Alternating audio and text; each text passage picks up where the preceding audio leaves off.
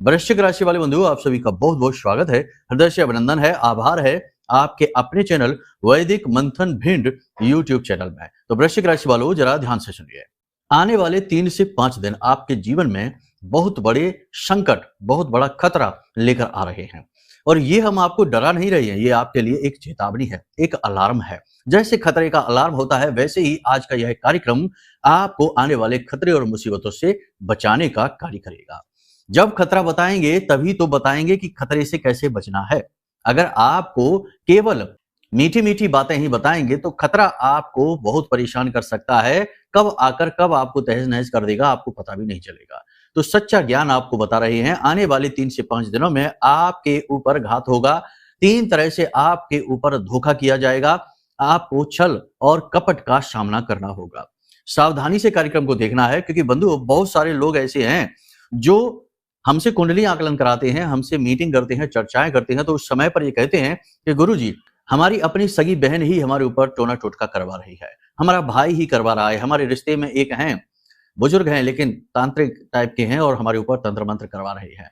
तो कहने का मतलब यह है कि यहाँ आप ये मत समझ लेना कि जो लोग आपसे मीठी मीठी बातें कर रहे हैं, आपसे प्रेम अलाप कर रहे हैं, वे सारे व्यक्ति आपके हितैषी हैं, आपके लिए शुभ ही चाहते हैं। नहीं, बिल्कुल मत सोचना ये, क्योंकि अपनों में ही सबसे बड़े शत्रु छिपे रहते हैं। और यह आज से नहीं, रामायण कालीन कहानी से आपको स्पष्ट तौर पर पता है। महाभारत रामायण की कहानियां स्पष्ट तौर पर यह बताती हैं कि सबसे बड़े जान के दुश्मन अपने ही बन जाते हैं। किसी भी पेड़ के कटने का किस्सा ना होता यदि कुल्हाड़ी के पीछे पेड़ का ही एक हिस्सा ना होता। तो इसलिए हम आपसे कह रहे हैं कि सावधान रहिएगा। 3 जगह से आपके ऊपर खतरा आने वाला है, मान हानि और स्वास्थ्य हानि और धन हानि। 3 तरीके की हानियां होंगी। कार्यक्रम बेहद महत्वपूर्ण है, एक चेतावनी है खतरे से बचाने के लिए, ना कि डराने के लिए। नेगेटिवली इन बातों को न समझना। लेकिन एक बात यह भी बता दें कि केवल नकारात्मक ही नहीं है, आने वाले 3 से 5 दिनों में कुछ अच्छी बातें भी हो रही हैं, उनकी भी चर्चा करेंगे। दोनों ही तरीके की चर्चा होगी, लेकिन सबसे महत्वपूर्ण यह रहेगा कि मुसीबतों से बचा कैसे जाए। तो आपको हम बताएंगे 2 बेहद शक्तिशाली उपाय। इन्हें ऐसे टोटके कहा जाता है जो तुरंत लाभ देते हैं। आज किया और आज ही इसका लाभ लीजिए, इंतजार करने की जरूरत नहीं है। अब तक कभी हमने ये कार्यक्रमों में बताए नहीं है, लेकिन आज आपको हम बताएंगे, क्योंकि परेशानी बड़ी है तो समाधान भी बड़ा होना चाहिए। साथ ही साथ कुछ जरूरी सावधानियां भी बताएंगे। सावधानी रहेंगे, सतर्क रहेंगे, तो फिर वैसे ही मुसीबतों से काफी हद तक बचते रहेंगे। सावधानी हटी दुर्घटना घटी, ये कहावतें क्यों बनी है? इसीलिए तो बनी है क्योंकि लोग जब असावधान होते हैं तभी अक्सर हादसे हो जाते हैं। तो जीवन में असावधानी जीवन में मुसीबतों का कारक बनती है, लंबे समय तक दुख कारक हो जाती है। किसी गलत इंसान पर भरोसा कर लिया और उसकी बातों में आकर पार्टनरशिप कर ली, पैसा निवेश कर दिया, अब तो वह तो फ्रॉड है, भाग गया पैसे लेकर, आप रह गए खड़े और अब आप दुखी परेशान और जाल में बुरी तरीके से जकड़ चुके हैं, रास्ता नजर नहीं आ रहा।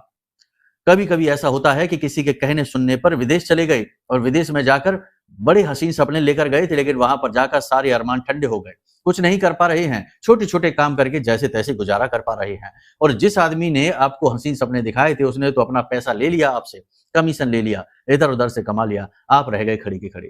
कहने का मतलब यह है कि कभी कभी ऐसा होता है कि असावधानी रखी और लोगों पे, गलत लोगों पे भरोसा किया, गलत समय और काल और परिस्थिति पे भरोसा कर लिया और बुरी तरीके से जीवन तहस नहस हो गया।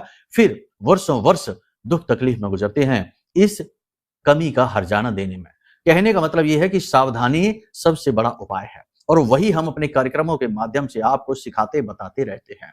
इसी बात के लिए बहुत सारे लोग हमारी तीखी आलोचना भी करते हैं कि आप हमेशा नेगेटिव बातें ही क्यों बताते हैं, अच्छी अच्छी बातें क्यों नहीं बताते हैं। अच्छी बातें भी बताते हैं, लेकिन समय और काल ही ऐसा विचित्र है कि अक्सर लोगों को नेगेटिव चीजें ही दिखती हैं, नेगेटिव चीजों में ही रस आता है, आनंद आता है और नेगेटिव चीजों की आलोचना भी करते हैं।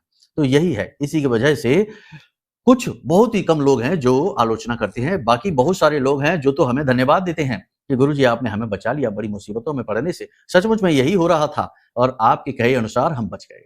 कहने का मतलब यह है बंधुओं कि आज का यह जो कार्यक्रम है बेहद महत्वपूर्ण है, इसे अंत तक देखना है। हो सकता है कि इसमें आपके जीवन की कोई बड़ी समस्या का समाधान निकल कर आ जाए। कुंडली दिखाना और महारक्षा कवच अपने जीवन में लेकर आना तो एक अलग बात है, लेकिन जो वीडियो में हम उपाय और क्रियाएं बताते हैं वे भी बड़ी शक्तिशाली होते हैं और उन उपायों और क्रियाओं से भी हजारों लोगों के जीवन में परिवर्तन आए हैं। तो आपके में भी आ जाएगा, तो उन्हें भी हल्के में नहीं लेना है। कार्यक्रम अंत तक देखना, आपकी ही बात हो रही है। जी हाँ, तो यदि आप ही नहीं देखेंगे तो फिर कैसे बात बनेगी। मेहनत हमने अपनी तरफ से कर दी है, गणित, आंकड़े, ज्योतिषीय आंकड़े सब कुछ लगाकर श्रेष्ठतम भविष्यवाणियां करने की कोशिश की है।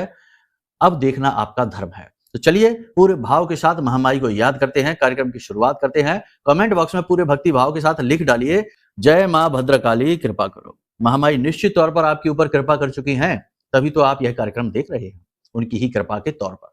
अब यदि भाव मां के लिए और भी गहरा है तो पूरे प्रेम के साथ, भाव के साथ ये भी लिखिए कि हे महामाई, मैं आपके परिवार का हिस्सा हूं। आपको माई के परिवार का हिस्सा बनने का यह अवसर घर बैठे प्राप्त हो गया है, इसे गंवाना नहीं है। छोटा सा प्रयास, माई की कृपा दृष्टि और जीवन में रातों रात चमत्कार। ठीक है, तो चलिए बंधुओं, अब बात करते हैं अपने मूल विषय की। जय माई की। बंधुओं, ज्योतिष और तंत्र विद्या के क्षेत्र में आचार्य अमित एक जाना माना नाम है।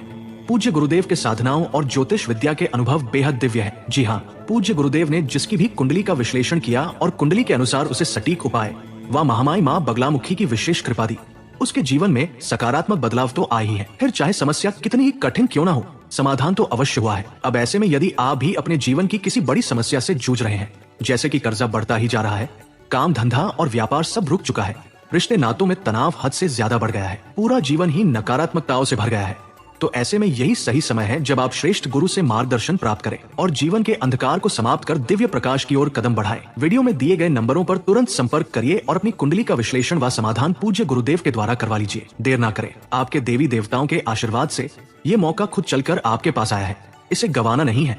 अभी फोन करें और गुरुदेव से मार्गदर्शन प्राप्त करें। महामाई आपका कल्याण करें। धन्यवाद। बात करते हैं 5 बड़ी भविष्यवाणियों की। पहले फोकस की बात करते हैं। तो आने वाले 3 से 5 दिनों में आपका फोकस 3 जगहों पर बटा रहेगा। पहला, कर्जा चुकाने में। दूसरा, आत्मचिंतन यानी अपनी अच्छी और बुरी बातों को सोचने में, अपनी कमियों को देखने, जानने, परखने और उन्हें बाहर निकालने में। और परिवार की देखभाल करने में। जो आपसे सचमुच में प्रेम करते हैं, आपके लिए जीते मरते हैं, आप भी उनकी देखभाल करेंगे सच्चे मन के साथ, और आप करते ही हैं। ये तो आपका स्वभाव ही है। जो भी व्यक्ति आपसे जुड़ जाता है प्रेम भाव के साथ, भले ही उसका प्रेम नकली हो, लेकिन आप अपनी तरफ से कोई कसर नहीं छोड़ते हैं। बाद में भले ही आपका शोषण हो जाए, वह इंसान आपका दुरुपयोग करके आपको ठग के चला जाए, लेकिन आप अपनी तरफ से कभी कोई कसर नहीं छोड़ते किसी भी रिश्ते को निभाने के लिए। यह हम अच्छी तरीके से जानते हैं। पूरे राशि चक्र में आपकी ही राशि ऐसी है जो सबसे पवित्र हृदय लेकर चलती है। ईश्वर के सबसे अधिक प्रिय हैं आप। तो अब बात करते हैं आपके आने वाले समय और काल की। तो किसी नए कार्य की आप शुरुआत कर सकते हैं अगले 3 से 5 दिनों में। कोई बड़ा निवेश भी कर सकते हैं। संभल जाना है। देखो, हम ये नहीं कहते कि ना करो, अवश्य करो। समय और काल का थोड़ा सा ख्याल रख लो। इस समय पर थोड़ी सी परिस्थितियां विपरीत हैं, तो इन परिस्थितियों के अनुकूल आप कैसे होंगे। सबसे बड़ी बात कि कोई भी शुभ कार्य जब आप शुरू करें तो सबसे अच्छा तरीका यह होता है कि उस परमपिता, परम ब्रह्म, अपने आराध्य, अपने कुल देवता, जिसकी भी शरण में आप जा सकते हैं, वहां जाइए और उनके सामने हाथ जोड़कर बैठिए और अपना जो भी प्लान है, जो भी आइडिया है, जैसे कि सुनाते हैं ना, अपने निवेशकों को सुनाते हैं, अपने बॉस को सुनाते हैं, अपने उच्च अधिकारी को सुनाते हैं, अपने माता पिता को सुनाते हैं, बिल्कुल वैसे ही उन्हें सुनाइए, भगवान को सुनाइए और भगवान से यह निवेदन करिए कि हे भगवान, आप हमारे बस साथ रहना। ये ना कहना कि भगवान हमें कामयाब कर देना, भगवान हमें फायदा दिलाना, भगवान हमारा नुकसान मत करवा देना। ये बातें नहीं, ये फालतू बातें हैं। अर्जुन ने क्या मांगा? भगवान का साथ। और भगवान का साथ ही जब आपके साथ है तो फिर भला आप हार कैसे सकते हैं? और अगर हारेंगे भी तो गरिमामय हार होगी, है ना।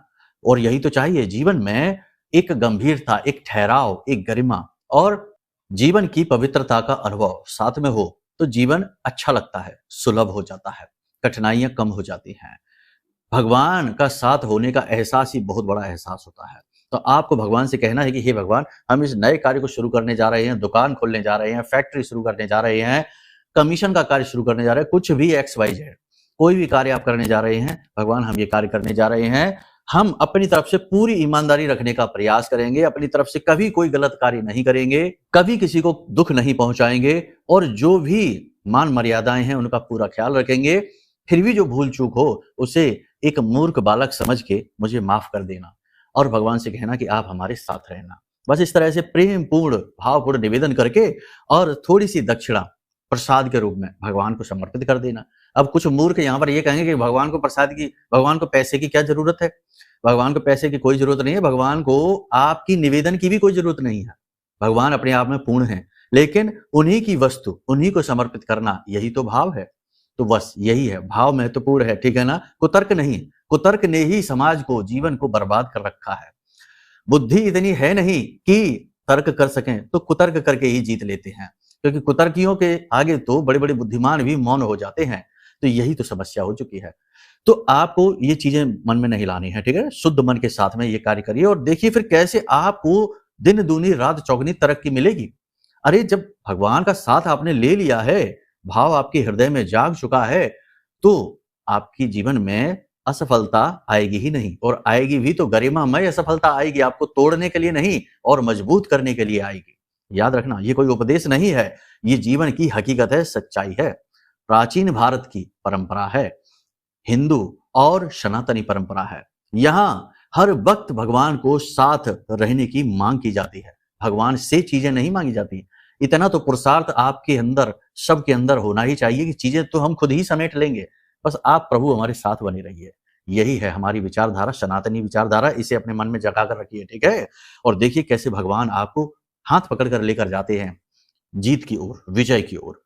घर की सजावट और सुख सुविधाओं पर आप खर्चा कर सकते हैं, थोड़ा सा सोच समझ कर खर्चा करना, फिजूल खर्ची नहीं करना। रुके हुए कार्यों में गति आ जाएगी। कोई विवाद है, कोई समस्या है, अटकी हुई है, उसमें गति आएगी, काम आपके बनने लगेंगे।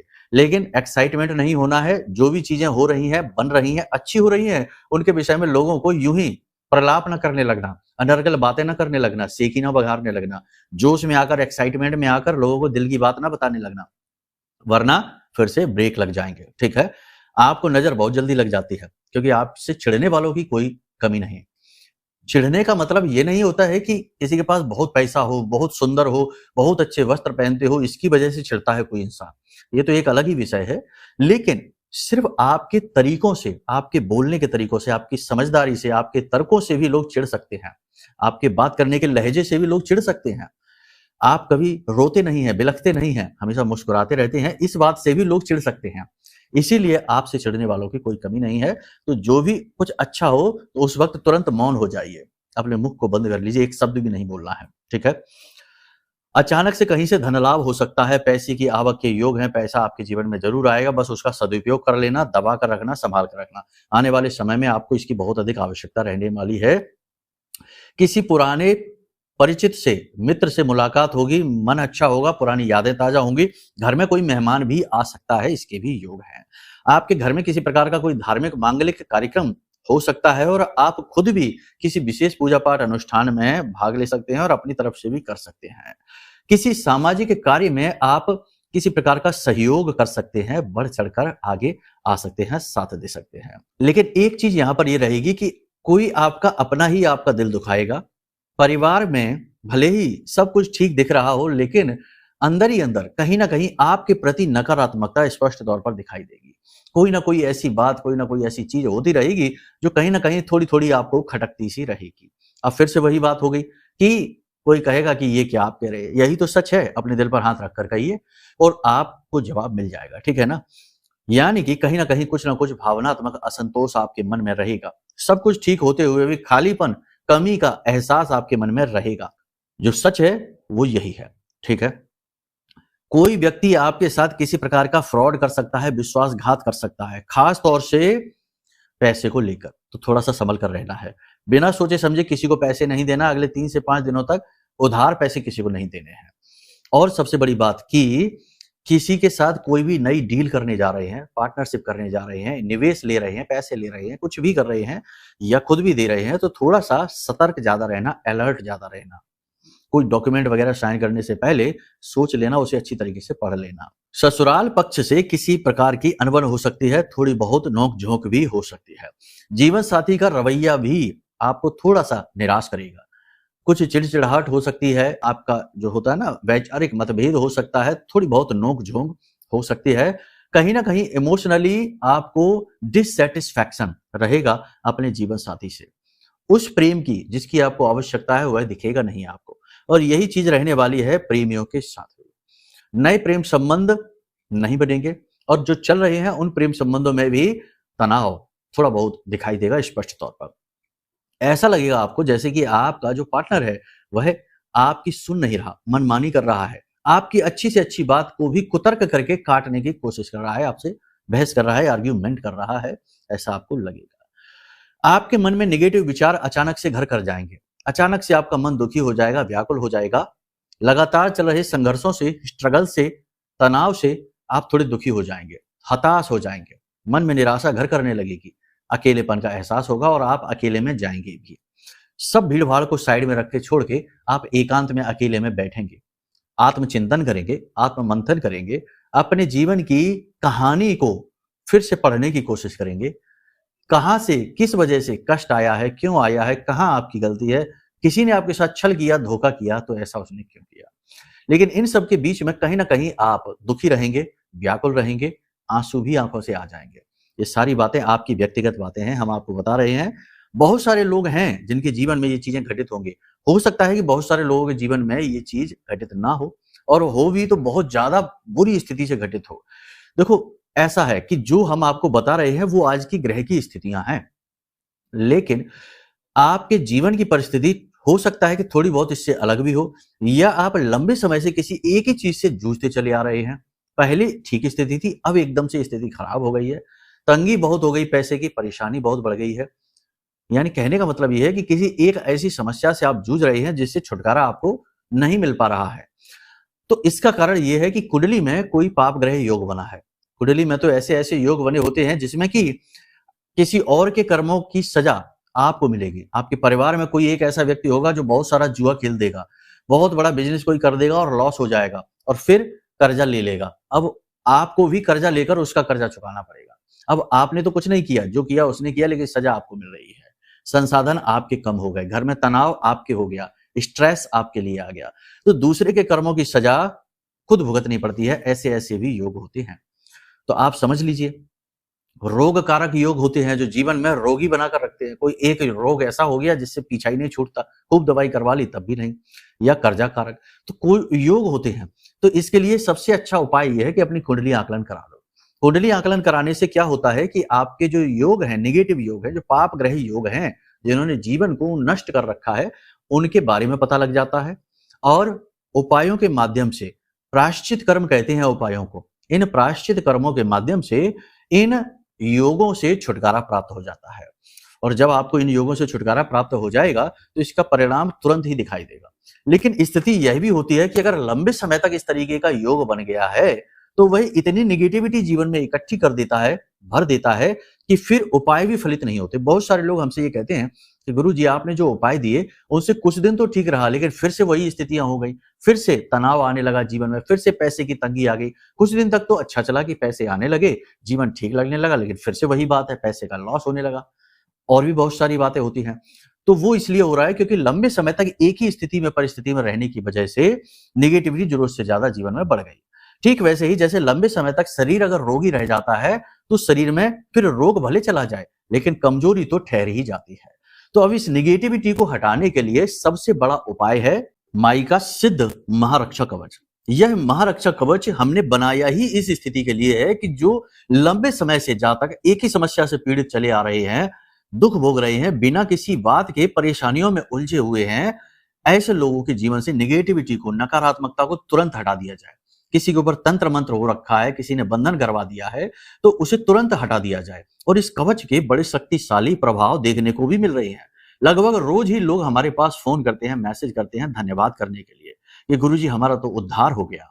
क्योंकि ये कवच है ही ब्रह्मास्त्र विद्या, अचूक है जो ऐसी ब्रह्मास्त्र विद्या मां बगलामुखी इस सिद्ध मंत्रों से जागृत है, अभिमंत्रित है। तो इस महारक्षा कवच को आप मंगा लीजिए, कुंडली का आकलन भी करा लीजिए। कुंडली के आकलन से दोष निवारण हो जाएगा, कवच मंगवाने से निगेटिविटी का निवारण हो जाएगा, और फिर जीवन में 10 से 15 दिनों में ही अजीब यानी कि पॉजिटिव बदलाव आने शुरू हो जाएंगे, तुरंत जीवन में गति आ जाएगी। तो ये समाधान है जो हमने आपको बताए हैं, इन पर ध्यान दीजिए। अब बात करते हैं धोखे की। तो कहां से धोखा आएगा? तो देखो, सबसे बड़ी बात यह है कि धोखा 3 तरीके का है। एक धोखा यह होगा कि आपकी खुद की बनाई हुई कोई योजना, कोई स्कीम, कोई विचार असफल हो जाएगा और आपको ठग लेगा। जी हां, हम अपने आप से भी धोखा खा जाते हैं। कई बार होता है ना कि हमने सोचा कि सामने तो रास्ता बहुत अच्छा है और हमने जोर लगाकर स्पीड बढ़ा दी गाड़ी की, और पता चला कि एक बड़ा गड्ढा अचानक से आया और हम गिर गए। तो ये धोखा हुआ ना, हमारे खुद के विचारों ने हमें धोखा दे दिया, गलत कैलकुलेशन कर ली हमने। तो ऐसे ही तो इसका उपाय ये है कि सोच समझकर निर्णय लीजिए, दूरगामी परिणामों के बारे में सोचिए। आज का फायदा नहीं, भविष्य की मुसीबतों को भी देखिए। अक्सर यही होता है कि लोग आज के फायदे देखते हैं या फिर सिर्फ फायदे वाली साइड ही देखते हैं, दुख वाली, कष्ट वाली, परेशानी वाली साइड को देखना ही नहीं चाहते और फिर धोखा खा जाते हैं। तो ये नहीं करना है, सोच समझकर कोई भी निर्णय लेना है, डिसीजन लेना। दूसरा, पैसे का निवेश सोच समझ के करना। तीसरा, किसी भी व्यक्ति पे आंख बंद करके भरोसा नहीं करना है। पैसे का लेन देन खुद करना है और किसी के द्वारा दी गई चीजों को खान पान नहीं करना है और किसी के द्वारा दी गई चीजों को अपने घर में नहीं रखना है। बहुत से लोग कह देते हैं कि अपने घर में ये रख लो, छोटा सा एक नारियल रख लो, ये हम आपको गोमती चक्र दे रहे हैं, ये रख लो, इससे मुसीबत दूर हो जाएगी। कोई भी चीज घर में किसी के द्वारा दी गई नहीं रखना है, ठीक है। बस इन चीजों का आप अपने जीवन में प्रयोग करिए और देखिए कि आप कैसे मुसीबतों से बचते हैं। बाकी सारी बातें हमने आपको बता दी हैं। अब आपको करना क्या है? देखो, 3 तरीके के कार्य हैं जो आपको करने हैं। पहली चीज कि अपने आप को दोषी समझना बंद कर दो। जीवन में जो भी कुछ आपके परेशानी आई, कष्ट आई, जो भी कुछ हुआ, वह विधि का विधान था। आपका उसमें कोई दोष नहीं है, आपने कोई गलती नहीं की है। आप तो अपने जीवन को बस जिए जा रहे हैं, बिना किसी लांछन के, बिना किसी नेगेटिविटी के अपने जीवन को जिए, ठीक है। अपने आप को दोषी समझना बंद करिए। दूसरा कि अपने आप को पॉजिटिव रखने वाली क्रियाएं करिए, जैसे योग, प्राणायाम, आध्यात्म की ओर, भगवान की भक्ति, नाम जप कीजिए, मंत्र उच्चारण कीजिए। कुछ समझ में नहीं आ रहा है तो वीडियो में जो नंबर है, इन नंबरों पे फोन कर लीजिए, हम आपको साधनाएं दे देंगे, मार्गदर्शन कर देंगे और आपके मन को शांति पहुंचाने वाली विधियां समझा देंगे, ठीक है। ये कर लीजिए। तीसरा ये कि अपनी स्वास्थ्य, अपनी सेहत का भी ख्याल रखिए, क्योंकि इस संसार से आपको जोड़ने वाली कड़ी आपका शरीर ही है। आप खुद सोचो कि अगर शरीर का विनाश हो जाए तो आपका इस संसार से नामो निशान मिट गया। आप हैं कौन? कोई नहीं जानता। आप तो एक हवा हैं। तो कहने का मतलब ये है कि अपने शरीर को भी इग्नोर मत करिए, इसका ख्याल रखिए, इसे पालिए, इसका ध्यान रखिए, क्योंकि ये शरीर ही आपको इस संसार से जोड़ता है। तो इसको इग्नोर नहीं करना, इसकी अपेक्षा नहीं करनी है, ठीक है। बस इन चीजों का आप ध्यान रखिए, अपने आप को समझाइए, अपने गुरु स्वयं बनिए। अब बात करते हैं उपायों की। तो यहाँ पर 2 उपाय आपको बता रहे हैं, ध्यान से सुनिए। पहला उपाय तो ये है कि आपके घर में अगर केले का पौधा है या आसपास कहीं है, तो केले की जड़ में थोड़ा सा कच्चा दूध, उसमें थोड़ा सा कुछ मीठा, मिश्री या शहद वगैरह मिला लेना, उसे आप चढ़ाना शुरू करिए। यह बहुत ज्यादा जरूरी है। साथ ही वहां गाय के घी का दीपक जलाकर ओम नमो भगवते वासुदेवाय, नारायण का मंत्र है, भगवान श्री कृष्ण को समर्पित है। इस मंत्र का 12 मंत्र है। इस मंत्र का आपको जाप करना है, जितनी देर कर सकते हैं। माला जाप नहीं करनी है, बस मंत्र जाप करना है, ठीक है। दूसरा उपाय यह है कि एक कटोरी लेनी है, उसमें थोड़ा सा शहद लेना है और उसमें काले तिल डालने हैं और इस कटोरी शहद युक्त काले तिल को भगवान शिव के यानी शिवलिंग पर समर्पित करना है, हाथों से मल देना है, उसके बाद जल चढ़ाकर अभिषेक कर देना है।